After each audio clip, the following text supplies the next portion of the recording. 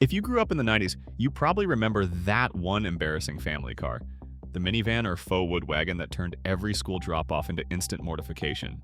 Back then, the Dodge Caravan and Plymouth Voyager passed the million sales mark, and the Chrysler Town and Country's faux wood trim cost parents $1,200 just to make a minivan look fancy, even though no kid was fooled.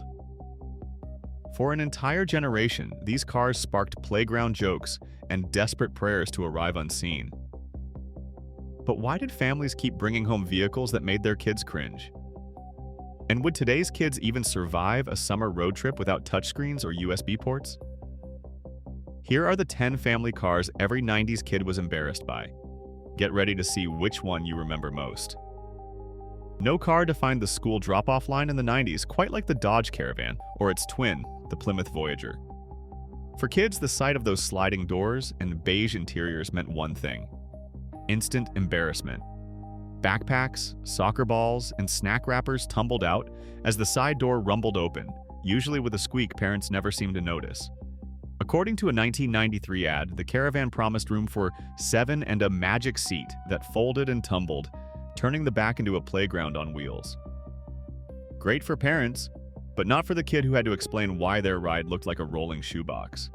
By 1995, Chrysler's minivans had already passed the million sales mark, cementing their place as the unchallenged kings of carpool. The sliding door was a practical marvel, letting kids pile in without dinging the next car. But it also meant everyone could see exactly who was riding in the van pool. Parents loved the safety, the space, and the price. Kids just prayed for a quick getaway. If today's kids had to survive a summer road trip with only cassette tapes, no cup holders, and 0 USB ports, would they even make it past the first rest stop? For every 90s kid, the Caravan and Voyager were more than just minivans. They were a rite of passage and a source of endless playground jokes. Chrysler's Town and Country minivan promised luxury in a world of beige boxes. But for 90s kids, the word luxury had never looked so questionable. The signature faux wood paneling stretched across every door, a vinyl applique that cost families about $1,200 extra compared to the base models. Parents saw the wood grain as a badge of suburban status. According to 1992 dealer guides, it came bundled with plush seats, power everything, and a price tag to match. Inside Chrysler, designers and finance teams clashed over the cost of those panels. Styling briefs pushed for real wood or at least a convincing imitation, while the finance department insisted on cheaper vinyl to keep the books balanced. The result was a minivan that looked upscale from a distance, but up close, every kid could tell it was just plastic. Sibling arguments broke out over who had to sit by the peeling side, and eye rolls became a daily ritual in the school parking lot. The playground consensus was clear: no amount of wood grain could disguise a minivan. If today's kids had to ride all summer in a town and country, no screens, no USB ports, just wood-patterned vinyl, they'd probably start a group chat just to complain. Yet for every 90s family road trip, that clack of the sliding door and the glint of fake wood still bring back a strange mix of embarrassment and nostalgia. Toyota's answer to the minivan craze arrived in 1990 with a shape that left American kids speechless, and not in a good way. The Previa looked like an oversized egg rolling down the street, with a curved windshield and a body so smooth it seemed to have no edges at all. Underneath that bubble, Toyota engineers hid a surprise. The engine wasn't under the hood, but tucked midship beneath the front seats. This oddball design gave the Previa its legendary reliability and a perfectly flat floor, but it also forced kids to explain, yet again, why their family van looked like it belonged in a sci-fi cartoon. According to Toyota's own brochures, the Previa was engineered for safety and space, boasting flexible seating and enough glass to make every carpool feel like a fishbowl. Parents loved the peace of mind and the low repair bills, but every school drop-off turned into a round of "Are you driving an alien spaceship?" jokes. The Previa's egg silhouette became a running gag, and no amount of smooth ride or air conditioning could save a kid from playground teasing. Would today's kids even believe a van could survive with no rear screens, no phone charger, and an engine you had to explain with a diagram? The Previa's quirky profile still turns heads at car shows, but for 90s kids, it was the ultimate test of confidence. rolling proof that family cars could be both practical and totally uncool. Chevrolet took a gamble in 1990 with the Lumina AP5, a minivan that looked nothing like anything else in the school parking lot. With its sharply pointed nose and a three-piece wraparound windshield, the Lumina earned the playground nickname the Dustbuster, a reference kids never let their parents forget. The dashboard stretched out so far it felt like driving from the back seat, and the sloping front glass made it nearly impossible to judge where the hood ended. According to a 1993 GM report, the Lumina's sales dropped by 25% in its very first year, as families hesitated over the radical design. Marketing teams pitched the Lumina as futuristic, promising a new era of family travel, but kids only saw a rolling appliance. The long, slanted windshield and odd proportions became the punchline of countless carpool jokes, with some kids ducking low behind the seats to avoid being spotted at drop-off. Parents, on the other hand, loved the easy clean interior and modular seating, and brochures from the era touted the van's space-age utility. But for every practical feature, there was another reason for embarrassment, like the vague steering and the endless expanse of dashboard that made even a simple drive to soccer practice feel like piloting a starship. The Lumina's looks were so divisive that even GM insiders started calling it the Dustbuster in official memos. Would kids today survive a summer road trip in a van that looked like a household appliance and offered no screen time, just a tape deck and a view of the future that never quite arrive? The Lumina AP5 has since become a cult classic for collectors. But for 90s kids, it remains the ultimate reminder that being ahead of your time isn't always a good thing. Oldsmobile's silhouette arrived in 1990, promising the kind of high-tech family travel that belonged in a sci-fi movie. The designers gave it a sweeping roofline and a nose so pointed that kids swore it could break the sound barrier in the school pickup lane. But the real headline was its composite body panels, a feature GM boasted would never rust, even if the rest of the van did. According to a 1996 NHTSA report, those panels doubled the average repair bill after a simple parking lot scrape, with collision costs reaching $2,000 or more. Insurance companies took notice, and by 1995, the Silhouette's collision premiums were up to $120 a year higher than steel-bodied rivals like the Town & Country. Parents liked the promise of durability and the futuristic look, but every fender bender became a wallet-busting event, and body shops often refused to touch the panels at all. Kids, meanwhile, gave it the playground nickname the Starship Flop, groaning as they slid open the heavy doors and stepped into the spotlight. The Silhouette's swoopy design and costly repairs made it a legend for all the wrong reasons, and even GM's own marketing team struggled to convince families that this was the future of family travel. Today, collectors hunt for pristine examples, and auction prices are quietly rising for the rare survivor with flawless bodywork.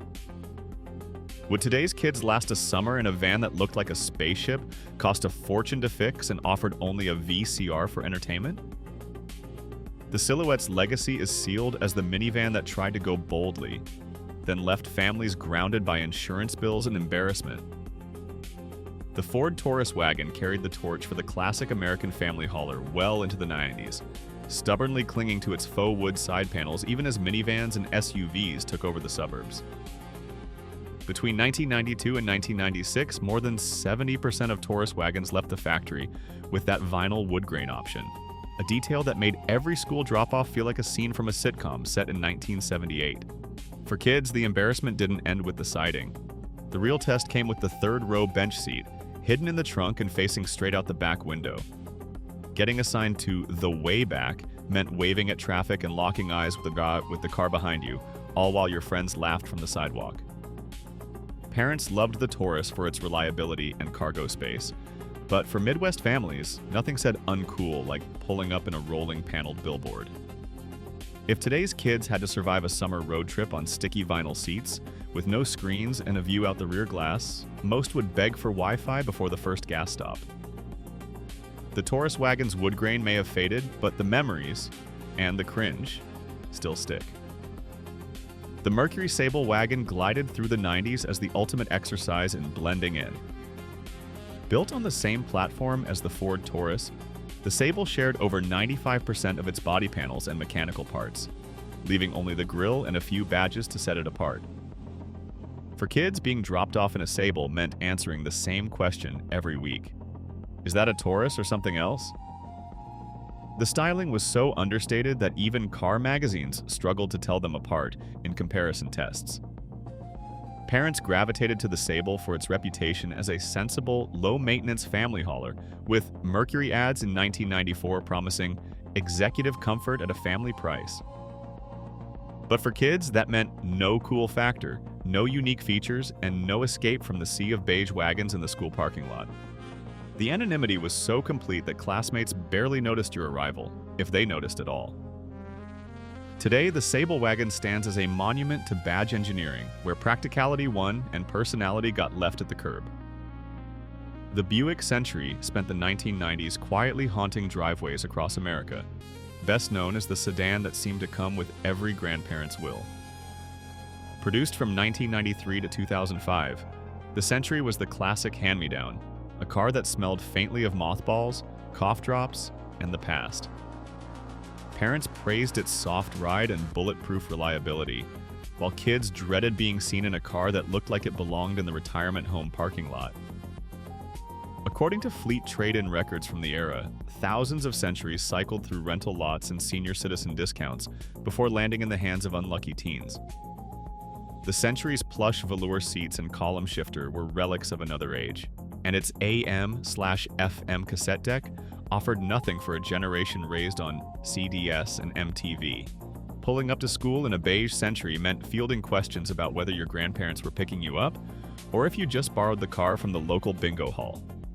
Today, the same sedan is showing up at Radwood car shows, celebrated for its pure 90s charm and ironic cool. But for every kid who had to claim the family's Buick Century as their own, the disclaimer was always ready. It's just a loaner, from my grandma. No car from the turn of the millennium has haunted more childhood memories than the Pontiac Aztek. Launched for the 2001 model year, the Aztek was supposed to be a bold leap into the future of family adventure. Instead, it landed with a thud, earning a reputation as one of the most embarrassing cars you could ever be seen in. The design process was a story of compromise and committee, with GM executives demanding a crossover that could do everything. Tom Peters, one of the lead designers, later recalled how every round of feedback pushed the Aztek further from the original sketches and closer to what he called design chaos. The end result was a mashup of plastic cladding, a split rear tailgate, and a front end that left even loyal Pontiac fans speechless. Despite the ridicule, the Aztek packed in features no other family car offered at the time. The optional tent package turned the rear hatch into a makeshift campsite, and the removable center console doubled as a cooler. Details that parents loved for weekend getaways and tailgate parties. According to GM sales reports, nearly 75,000 units left showrooms in the first year alone, a number that quickly plummeted as word spread about its looks. Kids dreaded school drop-off in the Aztek, bracing for jokes about driving a deformed rhinoceros or fielding questions about whether the car had come from a cartoon. Playground legends grew around the Aztek's appearance, and no amount of camping gear could fix the cringe factor. Would kids today even admit to riding in an Aztek, or would they claim it was just an oddly shaped Uber? The car's legacy is now tangled up in pop culture, with collectors and TV fans giving it a second life. But for 90s and early 2000s kids, the Aztek was the ultimate lesson in how corporate design decisions could turn a family car into an unforgettable spectacle. The Ford Aerostar arrived in the late 80s as Ford's answer to the minivan craze, but for 90s kids, it was a rolling punchline with a reputation that went far beyond awkward styling. Teenagers joked it looked like a delivery van, but parents saw value in its truck-based chassis and extra cargo space. Underneath the jokes, though, the Aerostar carried baggage that was impossible to ignore. By 1989, federal safety agencies were watching it closely. The National Highway Traffic Safety Administration included the Aerostar in a wave of rollover studies, citing its tall, narrow stance and rear-wheel drive platform as risk factors. While the official reports found its rollover rate similar to the Chevy Astro, headlines in USA Today and local news hammered home the dangers, making safety a dinner table topic. Between 1989 and 1994, the Aerostar faced a series of lawsuits over door latch failures, with cases like Warren versus Ford Motor Company in California and Martin versus Ford in Missouri drawing national attention. In both, juries found Ford liable after sliding doors popped open during rollovers, leading to tragic ejections and injuries. NHTSA's 1992 engineering analysis. A 92-002 confirmed a higher than average number of complaints about Aerostar door latches, prompting Ford to offer voluntary repairs but stopping short of a full recall. Consumer Reports removed its recommendation, and advocacy groups called for tougher standards, arguing that safer latch designs were already available overseas. Ford responded with a public relations campaign, highlighting updated latches and improved handling for later models.